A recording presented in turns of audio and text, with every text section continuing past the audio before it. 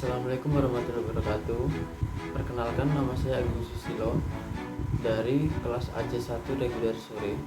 Di sini saya akan menjawab ujian akhir semester keganjil tahun akademik 2022-2023 dengan mata kuliah Perekonomian Indonesia yang diuji oleh dosen Bapak Eber Lolo Simbolon, MSc. Saya akan memulai dengan soal nomor 1. Ceritakan sejarah perekonomian Indonesia dari masa awal yang kamu ketahui sampai dengan masa sekarang ketika terjadi inflasi. Pada era pimpinan Presiden Soekarno, Indonesia mengalami 3 fase perekonomian, yaitu penataan ekonomi pasca kemerdekaan, memperkuat pilar ekonomi, dan krisis yang mengakibatkan inflasi. Penyebab utama terjadinya inflasi pada saat itu ialah beredarnya 3 jenis mata uang yang tidak terkendali di pasaran. Beberapa kebijakan yang diterapkan Presiden Soekarno untuk menghadapi inflasi saat itu adalah menurunkan nilai tukar rupiah terhadap dolar Amerika Serikat dari Rp 11,4 rupiah menjadi Rp 45 rupiah atau dolar Amerika Serikat pada tahun 1959. Membekukan 90% giro dan deposito di atas Rp25.000 pada tahun 1959. Redenominasi atau penurunan nilai mata uang dan mengeluarkan uang baru dari 1.000 menjadi Rp1 pada tahun 1965. Seiring atau menurunkan nilai uang kertas dari Rp500 menjadi Rp50 dan Rp1.000 menjadi Rp100 pada tahun 1965. Pada tahun 1967, Presiden Soeharto kemudian mengeluarkan Undang-Undang Nomor 1 Tahun 1967 tentang penanaman modal asing. Lewat undang-undang ini, Indonesia membuka diri bagi para investor asing untuk menanam modal mereka di Indonesia. Hingga tahun 1997, pertumbuhan ekonomi Indonesia terus bergerak ke arah positif, stabil di kisaran 6% hingga 7%. Saat terjadi gejolak pada tahun 1998, struktur ekonomi Indonesia yang sudah mulai melemah tidak sanggup menopang perekonomian nasional.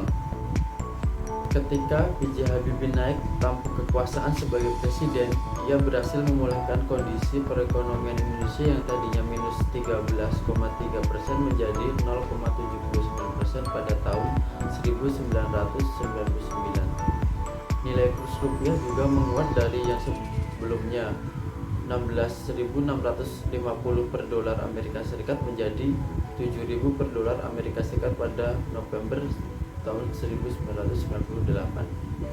Gus Dur meneruskan perjuangan Habibie yang berusaha mendongkrak kembali ekonomi Indonesia pasca krisis 1998.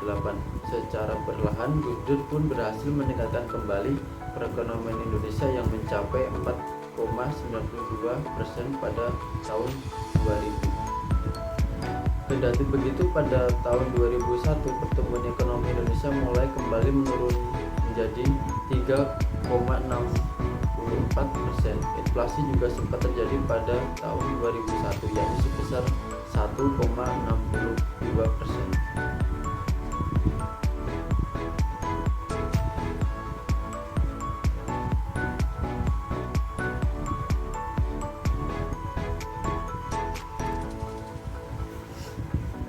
Kemudian pemerintahan Megawati melanjutkan.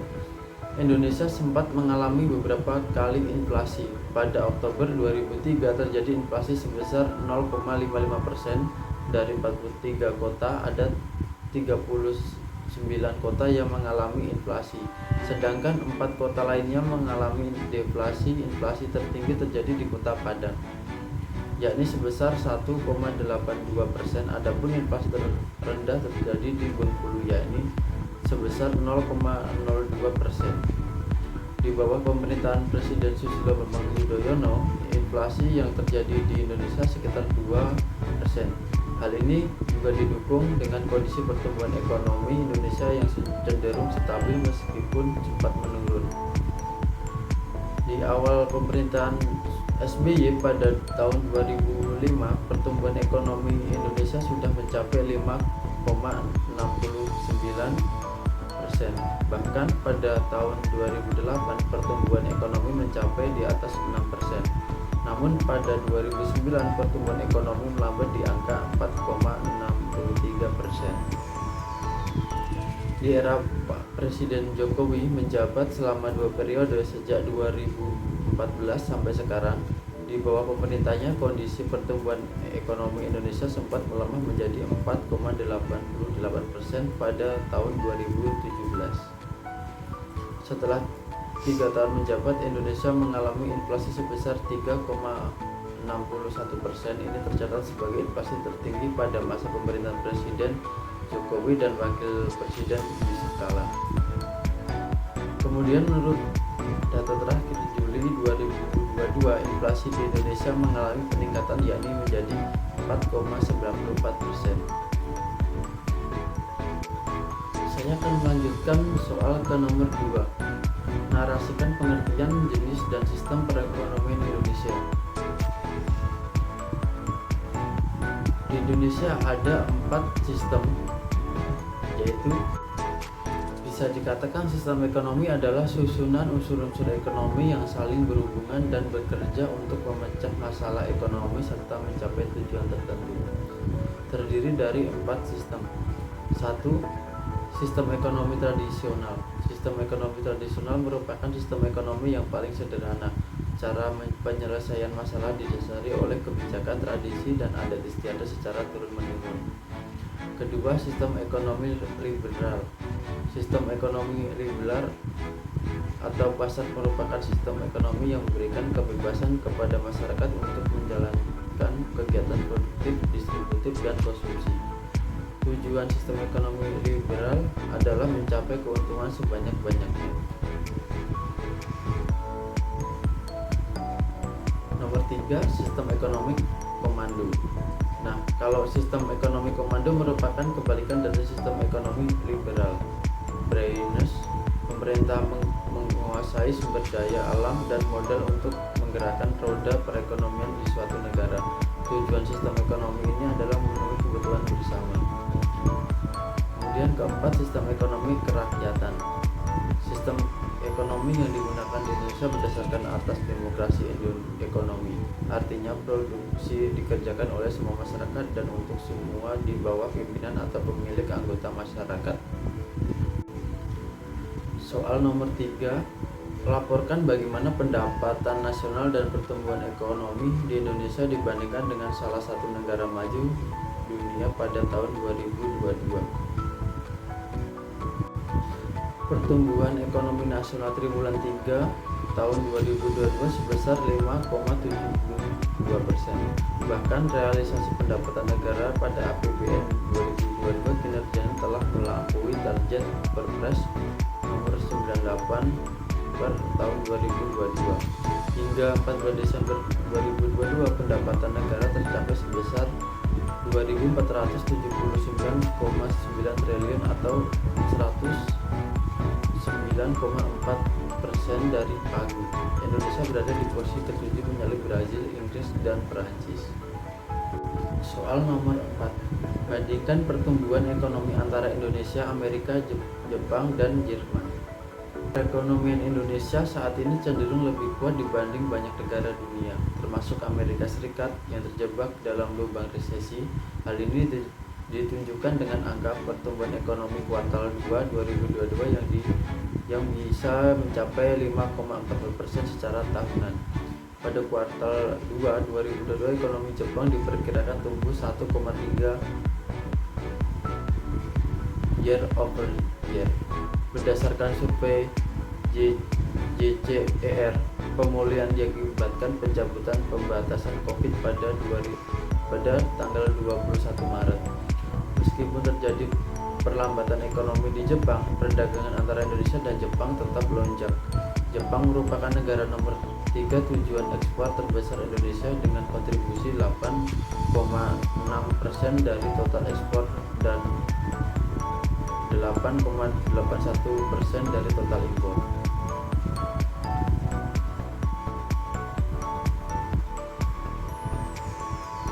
Indonesia dan Jerman terus meningkatkan kerjasama sektor industri. Saat ini terdapat sekitar 250 perusahaan multinasional Jerman yang melakukan bisnis di Indonesia. Soal nomor 5, apa saran kamu buat Indonesia dalam rangka pengentasan kemiskinan dan kesenjangan ekonomi yang terjadi pada saat ini? Menurut saya, dalam rangka menuntaskan kemiskinan di Indonesia, hal-hal yang dilakukan pemerintah: peningkatan lapangan kerja di Indonesia agar tidak terjadi peningkatan pengangguran, lalu melihat kembali kepada pengusaha UMKM di Indonesia seperti mempermudahkan dalam pinjaman modal agar dapat meningkatkan potensi masyarakat dan masyarakat menjadi lebih kreatif dalam meningkatkan kemampuannya. Soal nomor 6, apa yang dapat kamu laporkan tentang perdagangan luar negeri, neraca pembayaran, arus modal, dan utang luar negeri? Perdagangan internasional adalah aktivitas ekonomi yang melibatkan pihak di negara lain, mulai dari antar negara sampai perusahaan multinasional, serta terdiri dari kegiatan ekspor dan impor. Neraca pembayaran adalah ikhtiar yang meringkas transaksi-transaksi antara penduduk suatu negara dengan penduduk negara lain selama jangka waktu tertentu yang meliputi pembelian serta penjualan barang dan jasa. Arus modal masuk: besarnya arus modal masuk ke Indonesia sebagai akibat pertumbuhan perekonomian yang tetap terjaga dalam beberapa tahun terakhir harus dapat dimanfaatkan untuk mendanai proyek-proyek jangka panjang. Mengelola arus modal masuk atau capital inflow ke dalam kawasan merupakan sebuah tantangan yang sulit yang dihadapi negara-negara emerging market seperti Indonesia karena dapat membawa berbagai risiko potensial terhadap stabilitas keuangan. Utang luar negeri atau pinjaman luar negeri adalah sebagian dari total utang suatu negara yang diperoleh dari para kreditor di luar negara tersebut. Dalam jangka pendek, utang luar negeri sangat membantu pemerintah Indonesia dalam upaya menutup defisit anggaran pendapatan dan belanja negara akibat pembiayaan pengeluaran rutin dan pengeluaran pembangunan yang cukup besar. Soal nomor 7, bagaimana pendapatmu tentang pengelolaan sumber daya alam Indonesia dari dulu sampai saat sekarang? Sumber daya alam didefinisikan juga sebagai nilai kekayaan yang terdapat di alam untuk memenuhi kebutuhan hidup manusia. Pengelolaan sumber daya alam Indonesia berprinsip yaitu prinsip ekoefisien. Prinsip ekoefisien merupakan prinsip yang bertujuan menyeimbangkan antara efisiensi ekonomi dengan efisiensi ekologi sehingga meminimalisir limbah yang dibuang. Pemanfaatan sumber daya alam yang ada di lingkungan bagi pembangunan yang berkelanjutan. Yang pertama, reklamasi, kemudian peningkatan lahan garapan, ketiga, meningkatkan persediaan pangan, keempat, pengembangan transportasi. Nyatanya, prinsip pembangunan berkelanjutan ini menimbulkan berbagai dampak yang tidak hanya berdampak positif namun juga dampak negatif. Adapun dampak positif: 1. Peningkatan produk nasional bruto (PNB). Nomor 2, fasilitas transportasi dan komunikasi berupa pembangunan jalan tol, bandara, dan lain-lain. Nomor 3, konsumsi energi dalam pembangunan memerlukan banyak energi, termasuk energi listrik yang dihasilkan bahan bakar fosil dan juga batu bara. Nomor 4, tenaga kerja di sektor industri. Peningkatan pembangunan dari segi tenaga kerja, indikator sosial berkaitan dengan kualitas hidup manusia. Tidak hanya dampak positif, namun pembangunan berkelanjutan ini juga memberikan dampak negatif.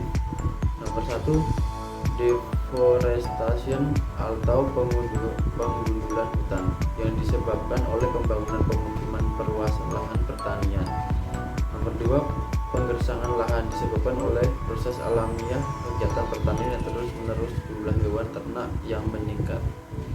Nomor 3, pencemaran disebabkan oleh sampah pupuk kimia, pembakaran bahan bakar fosil, dan juga berbagai limbah yang mencemari tanah air dan juga udara.